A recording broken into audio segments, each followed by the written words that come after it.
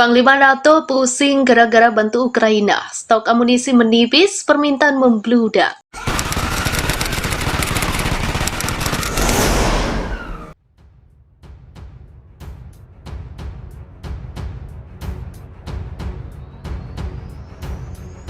Kepala Angkatan Bersenjata Norwegia Erik Kristoffersen menyebut NATO sedang menghadapi masalah serius.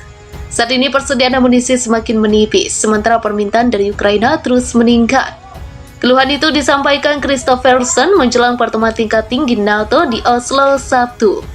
Ia mengaku sudah berbicara dengan seluruh kepala pertahanan terkait masalah tersebut. Namun, mereka sama-sama mengeluhkan lambatnya produksi amunisi, baik untuk pertahanan maupun memenuhi permintaan. Semua kepala pertahanan yang saya ajak bicara mengatakan bahwa permintaan senjata baru melebihi produksi. Rencananya NATO akan menggelar konferensi militer tahunan di Oslo, Norwegia. Konferensi tersebut akan dihadiri 31 panglima tertinggi dari negara anggota, termasuk Swedia. Diketahui Barat mulai mengirim bantuan senjata ke Ukraina tak lama setelah Rusia melakukan operasi militer pada Februari 2022. Sementara Rusia telah berulang kali memperingatkan Barat agar berhenti memasok senjata. Sebab tindakan itu dapat meningkatkan eskalasi yang mengarah pada keterlibatan langsung NATO dalam konflik Ukraina. Sekretaris Jenderal NATO Jens Stoltenberg mengatakan stok amunisi blok pertahanan itu telah menipis.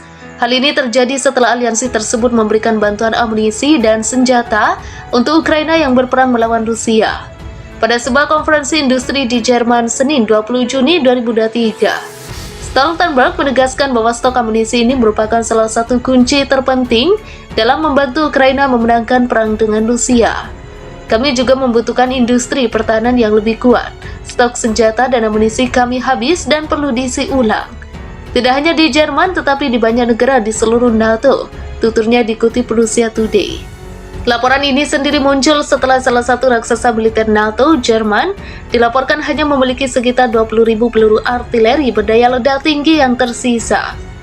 Majalah Der Spiegel menyebut Berlin saat ini sedang dalam posisi yang mendesak dalam menambahkannya. Stoltenberg menambahkan, ia telah bertemu dengan perwakilan industri militer pekan lalu untuk membahas cara terbaik dalam meningkatkan produksi dan merampingkan rantai pasokan. Stoltenberg juga mengulangi argumennya bahwa hanya kemenangan Ukraina di medan perang yang dapat menghasilkan perdamaian yang adil dan abadi. Pasukan Kiev telah mencoba melakukan serangan besar-besaran di front selatan selama seminggu terakhir, dengan beberapa desa berhasil dikuasai. AS dan sekutunya telah mengirimkan senjata, peralatan, dan amunisi senilai lebih dari 100 miliar US dollar ke Ukraina pada tahun lalu setelah konflik meningkat. Mereka bersikeras bahwa ini tidak benar-benar membuat mereka menjadi pihak yang bermusuhan dengan Rusia. Menteri Luar Negeri Rusia Sergei Lavrov menuduh Barat terlibat langsung dalam perang, tidak hanya dengan pengiriman senjata, tetapi juga dengan melatih pasukan Ukraina di Inggris, Jerman, Italia, dan di tempat lain. Kiev telah mengeluh bahwa banyak senjata yang masuk berada dalam kondisi yang sangat buruk, sehingga harus dikanibal untuk diambil sebagiannya. Setidaknya sepertiga dari potensi militer Ukraina sedang menjalani perbaikan pada waktu tertentu, lapor The New York Times. Stok persenjataan aliansi militer NATO mengalami penyusutan yang sangat signifikan karena perang Rusia-Ukraina. Hal ini disampaikan perwakilan tetap AS untuk NATO, Duta Besar Julian Smith. Ia mengatakan ada upaya yang dilakukan di antara banyak entitas dan organisasi untuk meningkatkan persediaan. Pasalnya banyak stok dikerahkan untuk tentara Ukraina yang masih berperang melawan Rusia. Ini adalah tantangan yang sangat serius, baik bagi sekutu NATO yang memberikan komitmen serius, bantuan militer yang signifikan, atau bantuan yang mematikan kepada pasukan militer Ukraina. Tetapi ini merupakan tantangan yang signifikan bagi pasukan militer Ukraina sendiri, yang menghadapi kekurangan dan penurunan stok, kata Smith dikutip Newsweek. Smith menjelaskan AS akan mengaktifkan kelompok kontak pertahanan Ukraina demi mengordinasikan bantuan senjata dari 50 negara yang beberapa diantaranya bukanlah anggota NATO. Mereka bertemu setiap bulan dan membawa industri senjata mencoba menentukan bagaimana mereka dapat mengirimkan sinyal yang tepat ke industri untuk memberi mereka jaminan yang mereka butuhkan untuk membuka kembali jalur produksi tambahnya. Selama pertemuan UDCG ketiga pada Juni di Brussels, Menteri Pertahanan AS Lloyd Austin menggembar-gemborkan alokasi Kongres sebesar 40 miliar US dollar untuk bantuan keamanan ke Ukraina. Pada November, Austin dan Jenderal Angkatan Darat Mark Milley, Ketua Kepala Staf Gabungan, bertemu secara virtual dengan 50 negara dan organisasi sebagai bagian dari pertemuan ke-7 UDCG. Pertemuan tersebut mencakup pengumuman senjata tambahan, paket bantuan 287 juta US dollar oleh Swedia, baterai rudal Hulk dan rudal dari Spanyol, dan bantuan 500 juta US dollar dari Kanada.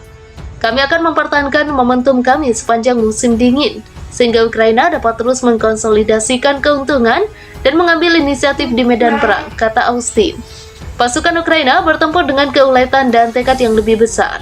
Pada bulan yang sama, seorang pejabat NATO yang tidak disebutkan namanya mengatakan kepada Forum Kebijakan Luar Negeri bahwa semua orang sekarang cukup khawatir tentang persediaan senjata yang semakin menipis.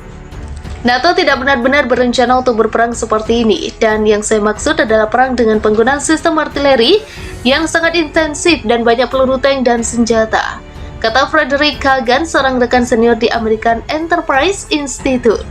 Kami tidak pernah siap untuk perang semacam ini sejak awal. Mantan Jenderal Angkatan Darat Inggris sekaligus ex-wakil Komandan Sekutu Tertinggi Pakta Pertahanan Atlantik Utara atau NATO Eropa mengaku cemas dengan persediaan senjata negara-negara barat usai memasok banyak senjata ke Ukraina. Siraf mengatakan peralatan militer negara barat, terutama Eropa, merupakan hal yang penting bagi keamanan nasional maupun keamanan Eropa itu sendiri. Ini sangat penting untuk keamanan nasional dan Eropa. Anda tidak mau menunjukkan kelemahan Anda kepada agresor potensial manapun. Tapi pada saat yang bersamaan orang-orang perlu memahami bahwa ini adalah sesuatu yang serius. Sesuatu yang harus segera ditindaklanjuti, kata Siraf kepada CNN. Sejak Rusia menginvasi Ukraina pada 24 Februari 2022 lalu, sejumlah negara memang dengan perang yang berlarut-larut itu pun membuat was-was bahwa stok persenjataan negara Eropa menipis karena terus-terusan membantu Ukraina. Beberapa sumber pertahanan dan keamanan Eropa mengatakan kepada CNN bahwa ada kekhawatiran serius tentang berapa banyak amunisi yang telah digunakan di medan perang dan tak diganti. Itu adalah sesuatu yang kita semua ketahui, namun tidak tahu harus berbuat apa, kata pejabat senior pemerintah dari kekuatan militer utama Eropa. Angkatan bersenjata telah berulang kali menyuarakan keprihatinan kepada saya tentang hal itu, kata sumber pertahanan barat lainnya.